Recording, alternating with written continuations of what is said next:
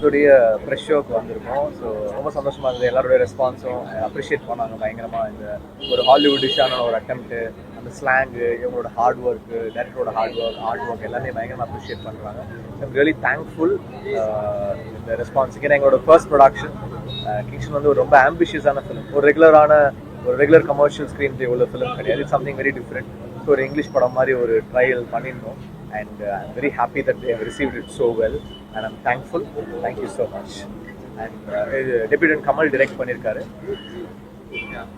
Present media எல்லாருக்கும் ரொம்ப thanks. So Kingston first படமாக பண்ணதுக்கு நான் ரொம்ப லக்கியாக இருக்கேன்.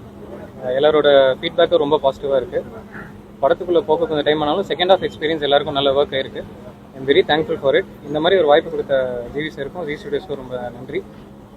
தேட்டருக்கு வந்து இந்த தேட்ரிக்கல் எக்ஸ்பீரியன்ஸாக எல்லாரும் பார்த்து என்ஜாய் பண்ணோன்னு நான் நம்புறேன். தேங்க்யூ. ப்ரெஸ் அண்ட் மீடியா எல்லாருக்கும் தேங்க்ஸ். எல்லாரும் பாசிட்டிவான ஃபீட்பேக் கொடுத்தீங்க. பயங்கர பாசிட்டிவாக ஃபீல் பண்ணுறோம் நாங்கள் எல்லாம். We are very grateful. கண்டிப்பாக இது வந்து தியேட்டரில் பார்க்கக்கூடிய படம். நீங்கள் தியேட்டரில் போய் பாருங்கள், அதோட எக்ஸ்பீரியன்ஸே வேறு மாதிரி இருக்கும். And yeah, we are very grateful for the positive feedback. Thank you. ஏன்னா ஒரு பெரிய எஃபர்ட் பண்ணியிருந்தோம். அந்த எஃபர்ட் போட்டது வந்து அது எல்லாரும் மென்ஷன் பண்ணுறாங்க. பெரிய எஃபர்ட், பெரிய ஹார்ட் ஒர்க்கு, பெரிய ஒர்க் அப்படின்னு ப்ரெஸ் வந்து தட்டி கொடுக்கும்போது ரொம்ப சந்தோஷமா இருக்கு. தேங்க்யூ. ஃபர்ஸ்ட் படம் டார்லிங் பேய் படம் பண்ணேன். அதுக்கப்புறம் இப்பதான் பேய் படம் பண்றேன். தேங்க்யூ. இது ரொம்ப கஷ்டமான படம் ஷூட் பண்றதுக்கு. ஏன்னா ஃபுல் படம் நம்ம கடல்ல தான் வச்சு ஷூட் பண்றோம். அதை வந்து பிளேஸ் பண்ணி இது எல்லாத்தையும் கிரியேட் பண்ணி இந்த வேர்ல்டு கிரியேட் பண்றதே எங்களுக்கு ஒரு வருஷம் 3 மாசம் ஆச்சு. இதை நாங்கள் வந்து ரெடி பண்ணி எடுத்து வர்றதுக்கு. ஸோ எல்லாருடைய ஹார்ட் ஒர்க்கும் அது கடைசியில தெரியுது ஸ்கிரீன்லன்ற போது சந்தோஷம், ஹாப்பியா இருக்கு. இது வேற கோல்டு, இது ட்ரெஷர். இது இன்னும் பயங்கர கோல்டு ஜாஸ்தியா இருக்கும்.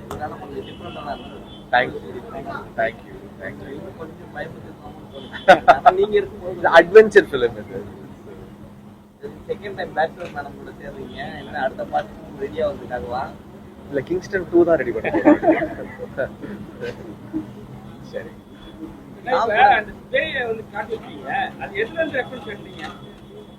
அதான் இது பேய் வந்து ரெஃபரன்ஸாக நம்ம என்ன எடுத்தோம்னா, ஒரு கடலுக்குள்ள ஒரு ஒரு ஆள், கடல் அரக்கன் தான். அது ஒரு பாடி வந்து உப்பு தண்ணியிலே இருந்தால் என்ன ஆகுங்கிற ஒரு ஐடியா ஒன்று பண்ணியிருந்தோம். அது ஃப்ளஷ் எல்லாம் இருக்கும், ஸ்கின்னு மட்டும் பீல் ஆஃப் ஆகிடும்.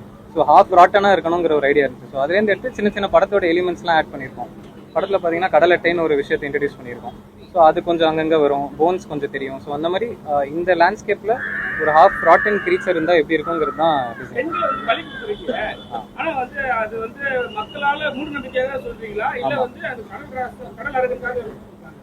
அதான் அது மூட நம்பிக்கை தான் அதோட பேஸு.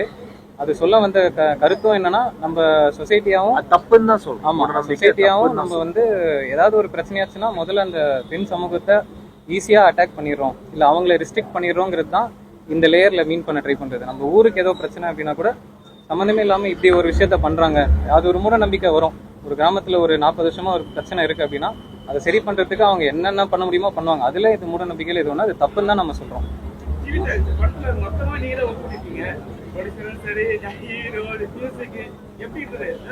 ரொம்ப கஷ்டமா இருந்துச்சு. ஏன்னா இந்த படம் இப்போ ஒரு நாள் ஷூட் பண்ணணும்னா நம்ம கடல்ல பர்மிஷன் வாங்கணும், 3 போட் எடுத்துட்டு வரணும், 3 போட் வச்சு ஷூட் பண்ணணும். ஒரு போட்ல சீன் நடக்கும், ஒரு போட்ல கேமரா, ஒரு போட்ல லைட்டிங். இதை நம்ம வந்து ஒருங்கிணைச்சு ஷூட் பண்றதே கஷ்டமா இருக்கும். அதுக்கப்புறம் ஒரு போட்டு அந்த லான்ச் செட்டே கிரியேட் பண்ணோம் ஹைட்ராலிக்ஸ் வச்சு. அதுக்கு வந்து ஒரு பெரிய ஃப்ளோர் தேவைப்பட்டது. அது மாதிரி ஃபுல்லாவே வி நீடட் ஒரு பெரிய சோர்ஸ் தேவைப்பட்டது, ஒரு பெரிய உழைப்பு தேவைப்பட்டது. எல்லாருமே ரொம்ப ஹார்ட் ஒர்க் போட்டு உழைச்சிருக்காங்க. எல்லாருமே ஸ்டண்ட் மாஸ்டர், கேமராமேன், ஆர்டிஸ்ட்.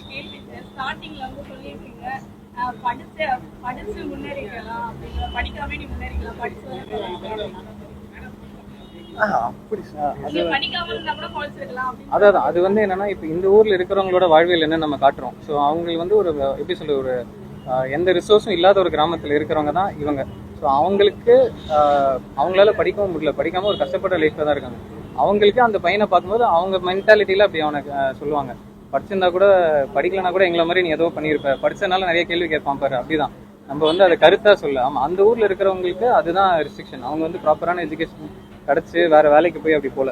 அந்த மீனவ கிராமத்துல அவங்க ஒடுக்கப்பட்டு அங்க மாட்டிக்கிட்டு இருக்காங்க. அதான் அந்த லைஃப் ரிஃப்ளெக்ட் பண்றதுக்கு இந்த மாதிரி டைலாக்ஸ் தேவைப்பட்டுச்சு. சின்ன ஒரு ஊத்தல் மட்டும் அதுக்கு தெளிவுபடுத்தினேன். மீனவர் பசங்களா வந்து மேக்ஸிமம் வந்து கடலுக்கு ரொம்ப பிடிக்க மாட்டாங்க சரிங்களா. இதுல வந்து நீங்க வந்து அப்படிதான் காட்டியிருக்கீங்க சார், எதனால காட்டுனீங்க?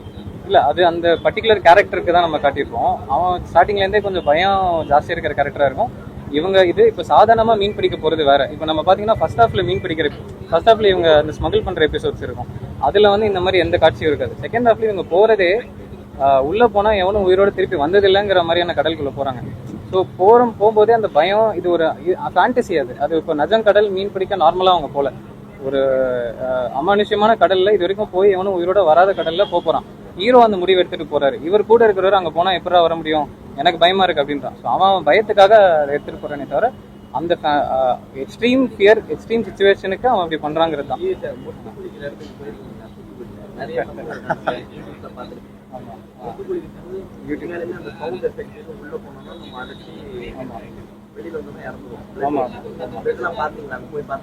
இல்ல அங்க போல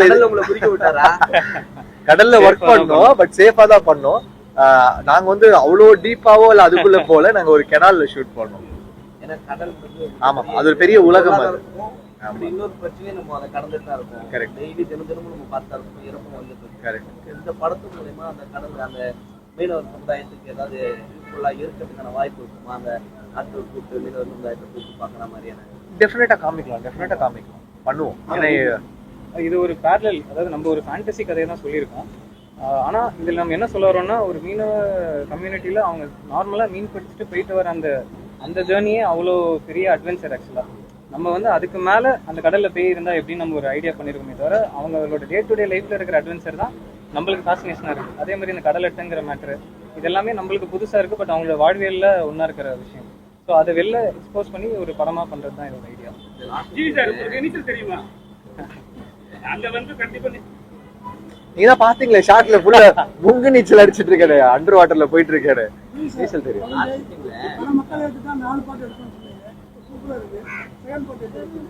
கண்டிப்பா இந்த இயர் எண்ட் ஸ்டார்ட் பண்ணிடுவோம், அக்டோபர்ல ஸ்டார்ட் பண்ணிடுவோம். சமீபத்துல 2 மாசமா பாத்தீங்கன்னா ரத்த வாடை உள்ள படங்கள் வரல. உங்க படத்துல ஒரு சில காட்சிகள் ரத்த வாடை அடிக்குது. அது ஒரு பீரியட் சீக்வன்ஸ். அது ஏன்னா அந்த ஏன் இப்படி ஒரு பிளாஷ்பேக், ஏன் இந்த கடலுக்கு இப்படி ஆச்சுன்னும் போது ஒரு ரொம்ப ஸ்ட்ராங்கான ஒரு பிளாஷ்பேக் தேவைப்பட்டது. அது வந்து அந்த ஒரு கேங்ஸ்டர் ஏரியா வந்து சொல்லியிருக்கோம். ஆனா மெயின் பிளட் ஷெட் வந்து கிடையாது. அது வந்து இந்த பிளாஷ்பேக்ல வர ஒரு போர்ஷன் அப்படி இருக்கும். இல்ல அதான் என்னன்னா கிரீடுங்கிறது தான் சார். பேய் எப்படி வேணா கொலை பண்ணும் சார். நீங்க நமக்கு எப்படி தெரியும் பேய் எப்படி கொலை பண்ணுன்னு? சார் டெய்லி பேய் கூட வாழ்ற மாதிரி சொல்றீங்க சார். வாழ்ந்துட்டா இருக்காங்க. நீங்களும் அந்த பாட்லாம் பயங்கர எதிர்பார்ப்பு அதிகமா இருக்கு. அந்த அளவுக்கு இந்த படம் ராசா ராசா வந்து ஆல்ரெடி தெரிக்க விட்டுட்டு இருக்கு. ஆல்ரெடி டாப்ல இருக்குது, நம்பர் 3 நம்பர் 2ல இருக்குது. அந்த பழைய சாங் வேற லெவல்ல இருந்தது. இல்ல இப்ப பாருங்க ராசா ராசா எஃப்எம் தெரிக்க விட்டுட்டு இருக்கு. ஒரு சீன் பாத்தீங்கன்னா ஒரு நிகழ்வு சார், இல்ல உட்கார்ந்த பல பேருக்கு வந்து பயத்தை போட்டுச்சு. உண்மையிலே வந்து ஹார்ட் பேஷண்ட்லாம் கொஞ்சம் மிரண்டுவாங்கன்னு நினைக்கிறேன். அந்த சீன் வந்து உண்மையிலே கற்பனை கூட எல்லாரும் நினைக்கிறேன். பயத்தை போட்டு நிறைய பேர் மிரண்டாங்க. ஆமா அது அந்த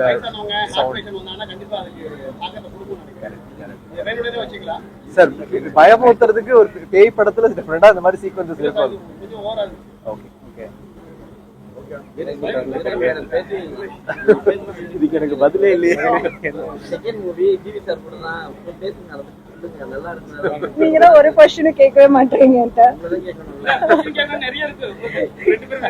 இல்ல படத்தை பத்தி கேக்குறது. நீங்க கடல்ல போயிருக்கீங்க? இந்த ஷூட்க்கு போனோம். ஆமா. தண்ணியோட உங்களுக்கு எப்படி தெரியுது கடல்? ஃபர்ஸ்ட் டைம், அதனால பயங்கரமா இருந்தது, கஷ்டமாவும் இருந்தது, நல்லாவும் இருந்தது. மற்றபடி எல்லாமே செட்ல போட்டதுனால அந்த ஹைட்ராலிக்ஸ் யூஸ் பண்ணும்போதும் அதுவுமே ஃபுல் ஷேக்கிங்காகவே இருக்கும் ஃபுல்லா. அதனால ஒரு டிஃப்ரெண்டான எக்ஸ்பீரியன்ஸா இருந்தது. அண்ட் இதில் லுக்காவே 2 பேருக்குமே வேற மாதிரி இருக்கும், பேச்சுலருக்கும் இதுக்கும். ஸோ அதெல்லாம் உங்களுக்கு பிடிச்சிருக்கும்னு நினைக்கிறேன். இதுல ராசா ராசா எனக்கு ரொம்ப பிடிச்சிருந்தது. Okay, thank you.